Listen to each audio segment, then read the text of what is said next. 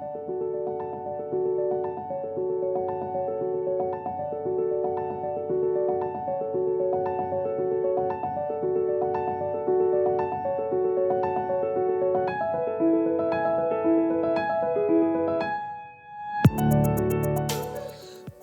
to the 4849 podcast. Today we shall examine the state of EU campaigning since 2016 and ask what comes next. I am Frank Breheny.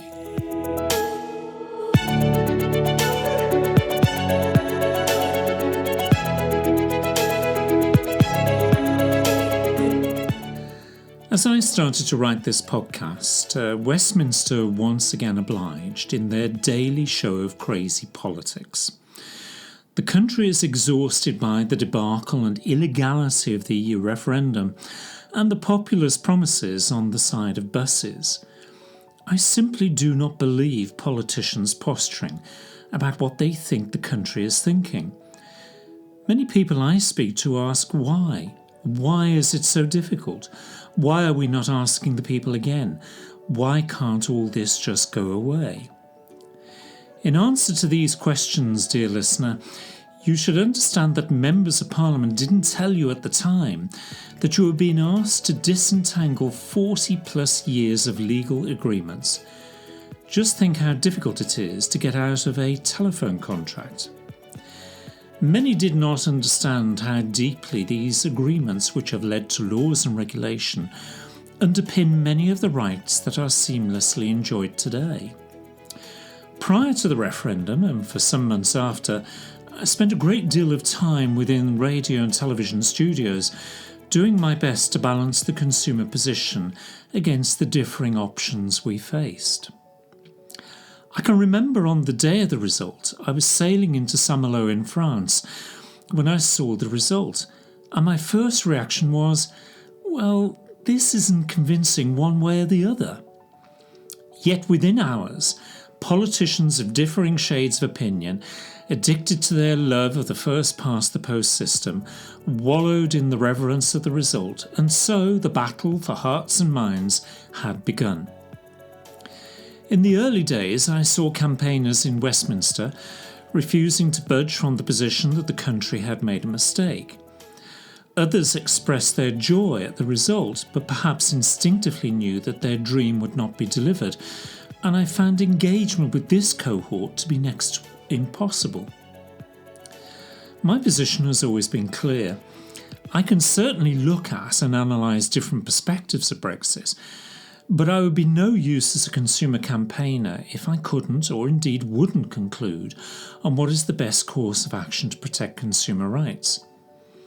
Now, to any independent observer faced with the facts and perhaps having a share of my Brussels experience, they would, I believe, conclude that it would be in the consumer's best general interest to remain within the European Union.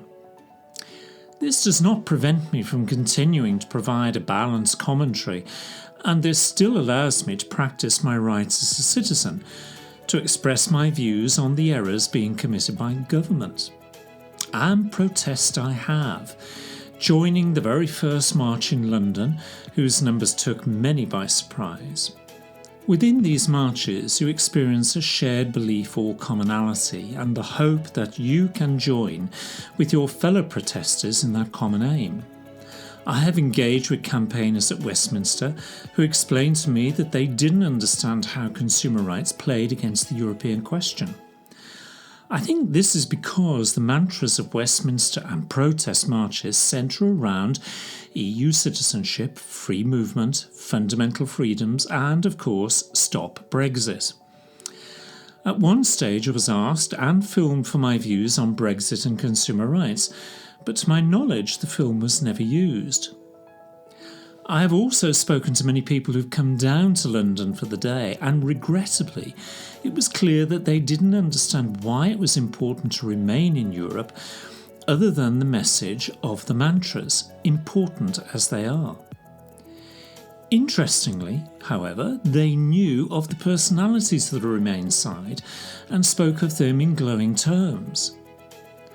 I have witnessed the arguments generated by passing taxis or pedestrians who simply wanted Brexit to be over, only to be met by a fierce and perhaps inappropriate response to their views.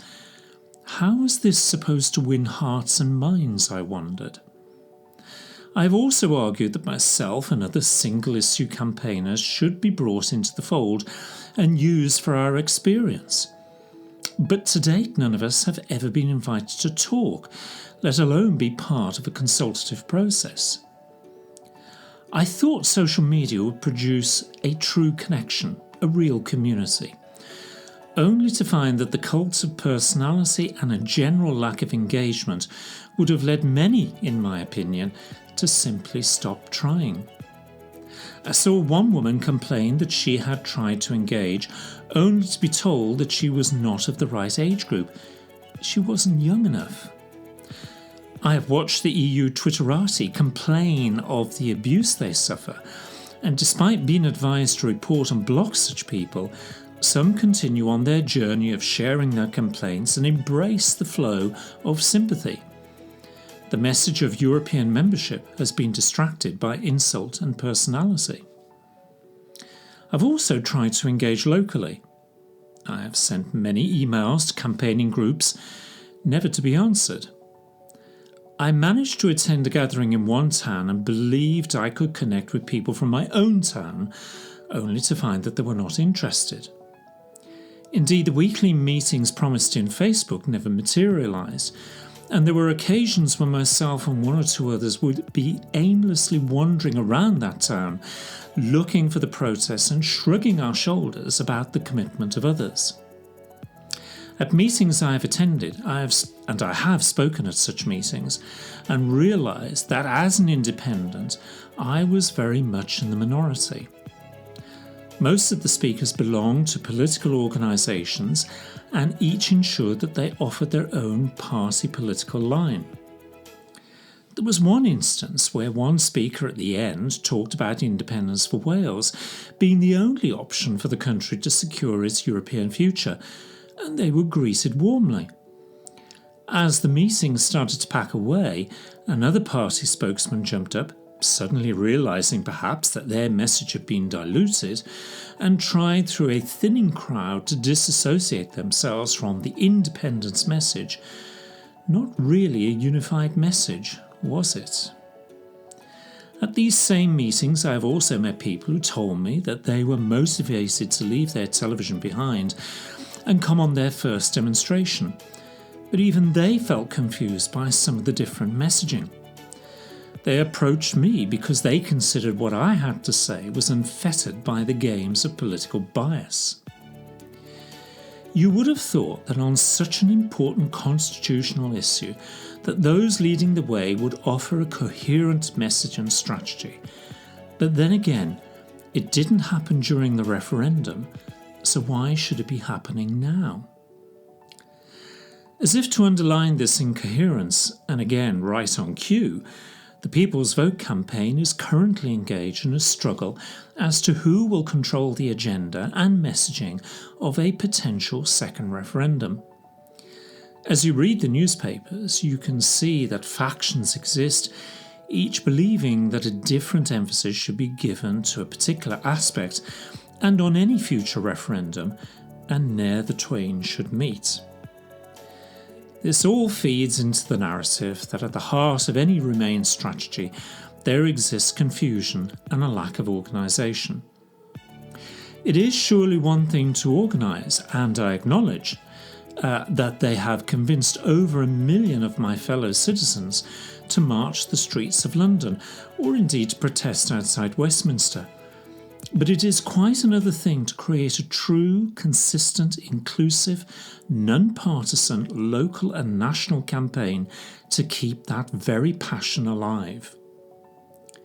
It is true to say that I have been disappointed by this lack of organisation, or indeed inclusivity, and my greatest fear is that what should have been a momentous people's campaign has failed to live up to its expectations, and will simply be remembered as a footnote, a sometimes humorous footnote, or indeed an impressive footnote in history, without having achieved its aims. but perhaps I shouldn't be surprised. We can see that Parliament has been under the microscope and just how ineffective they really are. Brexit has revealed what me and my fellow campaigners already knew. But in fairness to Parliament, they are, after all, the very same people who live in our communities. They are drawn from you and me, the people. The essential difference is that they generally have a good ability to speak. They have a passion for politics. They may feel more comfortable being part of the crowd and content for others to make decisions for them. It all sounds a little like us, doesn't it? Whilst I'm disappointed as to the politics and organisation of EU campaigning, I am nonetheless encouraged by the many ordinary people I have met who belong to no structure or organisation. As this election is now the latest new reality, we may yet have cause to regret the people's failure, or perhaps it is sufficient that within each and every one of us there exists a passion and belief of how we would like to see our society. We are now wiser and older than we were in 2016. Surely we can recognise manipulation and illegality, false promises, and that infamous unicorn. Whatever the disappointment from campaigning, the imperative must surely be, what kind of country do we want to be? It's now over to you. Until the next time, take care.